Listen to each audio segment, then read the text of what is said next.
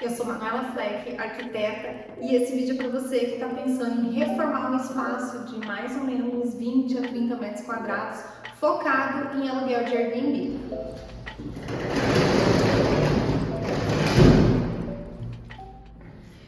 Esse apartamento fica no coração de Copacabana, aqui no Rio de Janeiro, e apesar dele não ter vista, ele é um forte candidato a bombar no Airbnb, porque ele é muito pertinho da praia, na frente do metrô. Então eu vou mostrar agora todos os detalhezinhos do que a gente vai reformar e na sequência o projeto 3D.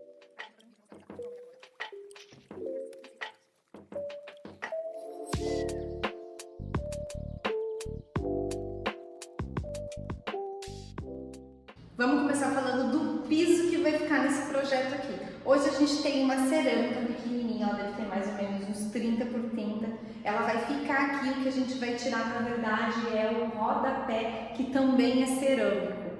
Só que apesar desse piso continuar aqui, não é ele que vai ser entregue junto com o projeto. A gente vai colocar uma manta niveladora aqui em cima dele, que é como se fosse uma massa, um contrapiso bem fininho, para esses rejuntes não ficarem aparecendo. E em cima dele a gente vai colocar um piso que se chama vinílico. Ele parece uma madeira, ele tem umas regras de mais ou menos 1,20 m, é super resistente à água e o melhor de tudo, ele fica pronto em um dia. E aí, gente, esse piso, ele vai entrar em toda essa área, que é a área onde vai receber as camas do apartamento. Ele entra no corredor, entra no banheiro, exceto na área que a gente tem ali, calma aí, deixa eu segurar isso aqui melhor, aonde é o box. Então, nessa área do box ali a gente vai manter o porcelanato, que ali é um porcelanato, não é cerâmico. Mas até aqui é onde tem essa areazinha do vaso sanitário, e na cozinha vai entrar esse piso vinílico, que vai ficar muito legal, apesar dele ter um tonzinho, por ele ter um tonzinho de madeira, ele vai dar uma sensação de mais aconchego para o ambiente. Aqui na nossa mini cozinha, a gente já vai mexer no piso e a gente vai mexer no restante todo também. Tudo que tem aqui agora vai sair e a gente vai colocar uma bancada nova em L, que vai acomodar um cooktop e um micro-ondas na parte de baixo. Desse outro lado aqui, a gente vai manter os eixos hidráulicos, mas a gente vai trocar a torneira, a pia, o sifão e vamos colocar um filtrozinho ali do lado. Então são vários equipamentos que ficam legais para a gente manter uma cozinha para 3 pessoas, que é o que esse apartamento comporta. Mas aonde vai ficar a geladeira? A geladeira tem um outro cantinho especial que eu vou mostrar daqui a pouco. Uma das coisas que a gente imaginou que a gente pode trazer de economia para esse projeto é colocar armários só na parte de baixo. Na parte de cima a gente vai ter 2 prateleiras que são suficientes para acomodar os utensílios domésticos e de cozinha para 3 pessoas. Então esse é um projetinho aqui onde a marcenaria vai sair muito econômica. E para dar aquele upzinho, para dar um ar de colorido e de brasilidade, a gente vai revestir todas as paredes num tom azul, que eu devia ter trazido aqui para mostrar para vocês, mas eu vou colocar aqui do lado. Tem uma coisa que eu falei que é muito importante quando a gente está falando de durabilidade. A gente vai precisar mexer na elétrica desse apartamento. Eu vou mostrar o quadro de energia aqui, que a princípio você tem ideia, mas isso não está dentro, isso está dentro da parede, isso não vai aparecer no projeto, eu preciso mexer mesmo? Agora ela está em pleno funcionamento. Mas olha só como é que está aqui. Vou mostrar desse lado. Ó, a fiação, ela contorna toda a porta e vai contornando o rodapé também. Então, a gente querer economizar agora, corre o risco de lá na frente ter um problema elétrico e aí você ter que bloquear a agenda do Airbnb, que vai estar bombando para fazer uma reforma e vai estragar a pintura, vai deixar de lucrar. Então, nesse momento de reforma, para a gente ter uma obra durável, o melhor é mexer mesmo no quadro de energia. Eu não sei se vocês repararam, mas nessa mini cozinha que eu mostrei aqui não tem geladeira.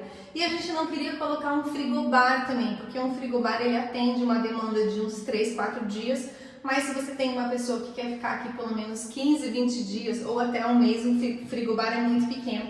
Então a gente vai colocar nesse vão que já existe, a gente vai aproveitar ele para colocar daqui para baixo uma geladeira muito linda que eu vou mostrar aqui já. chá. E daqui pra cima a gente vai colocar um cafezinho e fica aqui como se fosse um nicho de recepção. A hora que você chega para colocar aqui chave, carteira, passaporte, essas coisas vão ficar nesse nicho aqui. E esse espaço todo a gente vai transformar ele num espaço bem terracota, bem brasileiro, com uma cor de laranja. Esse é o primeiro item do banheiro que vai sair. Uma borda dessa é muito desconfortável. E esse banheiro aqui é menor do que ele parece. A gente vai manter, que nem na cozinha, os eixos hidráulicos. Então a ideia é a gente não ter uma despesa ou de obra e de tempo investindo na parte hidráulica. Então essa cuba a gente vai manter exatamente essa, a gente vai colocar uma torneira melhor, vai dar uma limpada nela, vai trocar a válvula e a gente vai deixar ela nesse mesmo lugar, porque essa passagem aqui, ó, ela é muito pequena. Então colocar uma cuba que pode ser até uma cuba esculpida não vai funcionar tão bem. Por isso que a gente vai manter ela do jeito que está. O revestimento vai receber o mesmo da cozinha. Então nessa mesma altura de parede a gente vai transformar ele todo num revestimento azul. Vai ficar muito lindo. O piso, como eu já expliquei, vem de madeira, exceto nessa área onde eu tô, que é a área do box. E eu acho que a primeira pergunta que vocês devem estar se fazendo é: por que você não aumenta esse box todo aqui e deixa um box bem grandão? A ideia com certeza seria essa, se a gente não tivesse em mente manter uma máquina de lavar roupas nesse cantinho aqui. Num primeiro momento, meu cliente não vai colocar a máquina, mas ela é muito importante para receber aquele cliente. Lembra que eu falei que tem um cliente de Airbnb que de repente fica 15 dias, um mês? Então, esse cliente com certeza vai querer lavar uma roupinha. E aí a gente vai manter o espaço da máquina aqui. A bacia sanitária fica no mesmo lugar. Vou mostrar para vocês. Aqui, gente, a bacia sanitária vai ficar no mesmo lugar que ela tá agora. A gente só vai pegar essa hidráulica que é bem antiga, que você dá descarga nela ali mesmo, acho que ela de alavanca agora é um pontinho, tá bem estranho, e a gente vai colocar uma válvula na parede. Se a gente conseguir aproveitar essa bacia sanitária, a gente aproveita, senão a gente vai comprar uma outra. O que tá em bom estado aqui também é esse box, que a gente vai manter exatamente aonde ele está. E aí a gente vai fazer um nicho aqui dentro do banheiro, né, para poder colocar shampoo, essas coisas, e trocar esses registros que estão mais velhos. Isso daqui sai, essas coisas saem, e aí a gente vai manter a pintura no branco. E por falar em pintura, eu vou falar dela agora. É muito comum as pessoas pensarem: eu não vou usar uma tinta branca porque a tinta branca suja muito. E realmente, ela suja mais. Mas ela tem um detalhe que ninguém pensa: ela também é a mais fácil de limpar e a mais fácil de retocar. Então a gente vai escolher uma cor para ficar nesse módulo aqui, e o restante do apartamento a gente vai deixar ele todo no branco. Tem um truquezinho na hora de fazer limpeza de parede branca que eu domino muito bem porque eu tenho criança pequena. Quando a gente tem a parede branca e de repente passou uma mala, sujou alguma coisa, não necessariamente a gente pinta de primeira. Eu sempre pego o Cif, sabe aquele Cif cremoso, branquinho? Tem um também que eu acho que se chama musculoso, alguma coisa assim. E é com isso daí, com a esponjinha do lado amarelo, eu geralmente limpo muitas coisas da parede. Então eu já tirei muita marca de canetinha, de giz de cera da parede usando o Cif. E aí essa é uma vantagem: se a parede sujar, você não tem que retocar ela o tempo todo com tinta. E caso precise retocar, o retoque na pintura branca fosca é muito mais fácil de se fazer do que se você tiver uma parede colorida. O colorido, depois de um tempo, você não consegue mais fazer só uma faixa de pintura, você tem que pintar a parede toda. E aí a gente vai ter uma mão de obra, né, de manutenção mais cara e mais demorada. Vamos falar agora do quarto, onde as pessoas vão dormir, vão passar a maior parte do tempo quando estiverem aqui dentro do apartamento. Nesse quarto a gente vai ter uma cama de casal com a possibilidade de ter uma bicama embaixo, ou a possibilidade dessa cama de casal se separar e se tornar em 3 camas de solteiros. Então isso a gente já tem uma versatilidade para receber a hospedagem aqui. A outra questão é que esse armário que tem aqui vai sair e vai entrar o armário tipo arara, sabe? Então ele vai receber uma prateleira em cima, tem um espaço para colocar as roupas no cabide e uma prateleira para você abrir a mala enquanto você está fazendo a hospedagem. Na altura que você acha confortável, assim a gente vai colocar essa prateleira. Embaixo dela a gente vai colocar um super gavetão que é para guardar materiais de limpeza. O rodo, a vassoura, a escada, essas coisas que precisam de um espaço maior, né? Porque na cozinha a gente já esgotou todas as possibilidades de utilização de armário e nem pensar em colocar um armário vertical lá. Eu vou mostrar como é que vai ficar na imagem 3D o armário do Airbnb.